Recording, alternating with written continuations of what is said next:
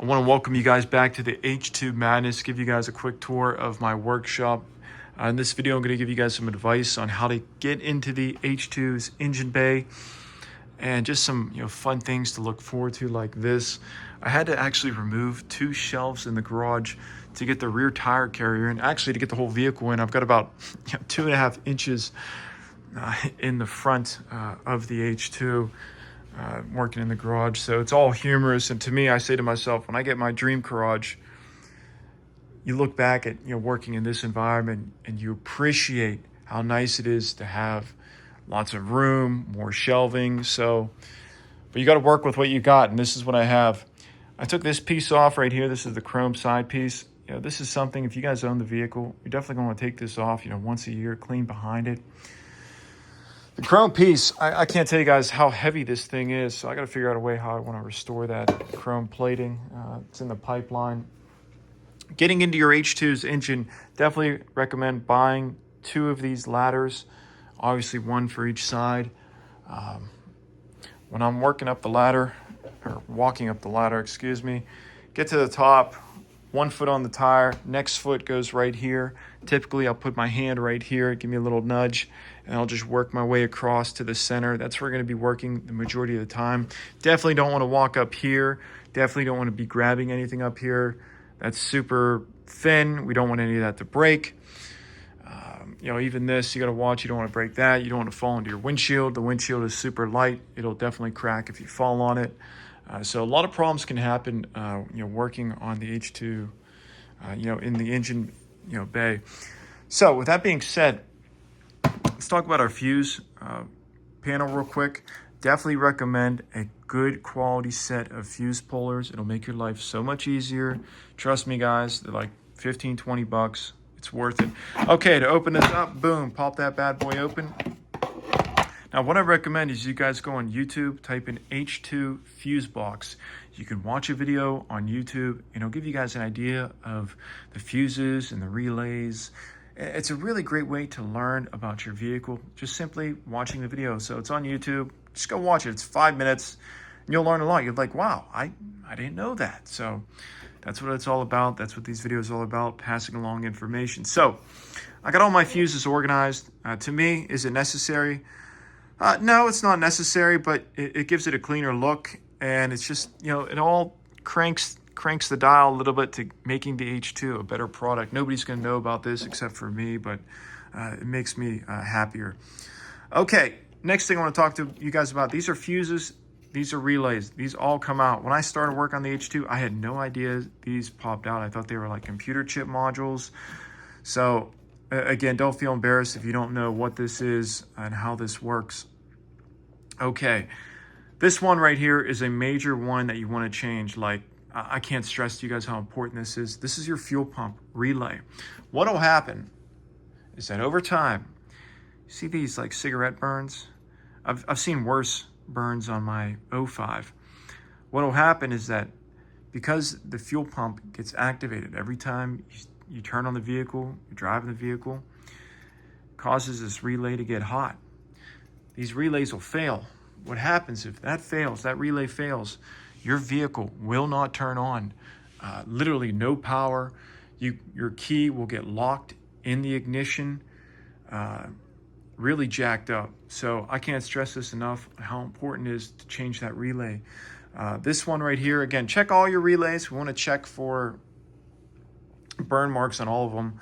This one is likely the daylight running lights. I'm not sure which one was which. I'm assuming this one was the fuel pump because of how burn it was, but this was the daylight running light.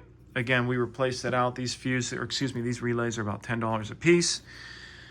It's worth it, guys. I checked the rest of them. They all look good, so I'm not going to change the other ones out. They look fine. So I'm going to leave them in there. So again, your daylight running light, you want people to see you.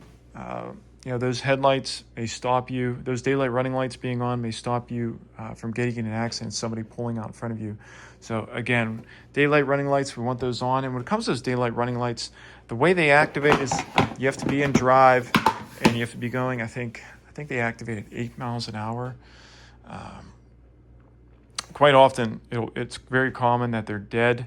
So pick up a set of daylight running lights and replace them. The LEDs look great. They look incredible during the daytime. Okay, moving on a little deeper in the engine bay, what we have going on here. Those headers are an absolute war crime. I will not drive around with those. It's absolutely embarrassing. Makes me sick that they're in there. They are jacked up. All right. Flaking. That shield is flaking. It's pretty common, guys. My H2 at 100, about 180K, I mean, they were jacked. They were original headers. There is no doubt in my mind those are the original headers. This has 104. This H2 has 145K on the clock. We got to get those off. I bought a set of AFEs. Guys might be thinking, well, what set of headers should you get? I'd recommend going and reading reviews and going and buying a set based on your budget. But in all likelihood, you guys are gonna have to replace the headers. Is it necessary? There's no leaks. I guess not. But if I'm going to a car show, I don't want somebody looking at my engine bay and that's what they see. Absolutely disgusting. With that being said, we're going to replace those headers. And when it comes to headers, I started soaking them. You want to start soaking them for a couple days because the last thing we want is a broken bit in the block. And likely it's going to happen on one or two of them. And it's an absolute pain to get out. Literally, on my 05, I drilled for like 10 hours to get the one out. It was absolutely insane. So we're going to be soaking them for days. We're going to be spraying. Get your can and just let it fly. Feel no guilt about it. Let it rip. And, we really want to soak these down for a couple days. All right. Come out in the morning, come out in the afternoon, come out at nighttime. Soak, soak, soak. I can't stress that enough. The last thing you want to be doing is pulling a broken bit out of the block. Okay. I had a question about spark plugs, pulling tool. All right. See these boots? I'm going to be replacing these just because they're dirty. In all likelihood, I just want ones that look a little nicer. These will slide off. To get these off, what you do is, this is the tool. All right, you come in vertically. You can do this way as well. You'll wrap around. Again, you'll hook it, squeeze it. You don't want to squeeze too hard. And then I use two hands on these, and you just want to pull out. Some of them will pull out super easy, and some of them will be very, very difficult to pull out. That one right there was an absolute pain. Driver's side, the front one right here. It took me probably 10 minutes to pull out. That was a real pain. And it just came out and you're like, what took so long? When it comes to your spark plugs, you need a 5/8 spark plug socket. It's got a special insert inside where it wraps around this spark plug. And that'll make it really easy for you guys to take out. In regards to putting them back in, get them snug and that'll be fine. Big important message I want to say is make sure, guys, that you gap your spark plugs. You want to make sure they're all properly gapped. Get a gapping tool. It's about the size of a quarter. Some of you guys are thinking, well, how do I gap a spark plug? Just type it online. It's pretty simple. There's the coin, and you just kind of press it along the coin until it gets to the right gap. And truth be told, I don't even remember where the correct gap is. It's likely on the spark plug box. Okay, so we got our belts set up. Belts are looking good. We're gonna have to get the power steering pump, fluid, check next. I'm gonna have to take those coil packs off over there next. And we're doing good, guys. We're making some really good ground in the H2 right now. Something else I'd like to get done is the throttle body intake manifold. I know it's a mouthful. That's the big black box. It gets gummed up with carbon, so I'm gonna have to put it in a tub. And what you should do is put in a tub, and you get long, I guess they're like furnace vent dryers, and you run it through. So that may actually have to wait till next year. It's good to pressure wash it and really get it cleaned out. I bought a fuel injector tool, comes in tomorrow, so we're going to put the fuel injectors into the machine and we're gonna, make sure our fuel injectors are at 100%.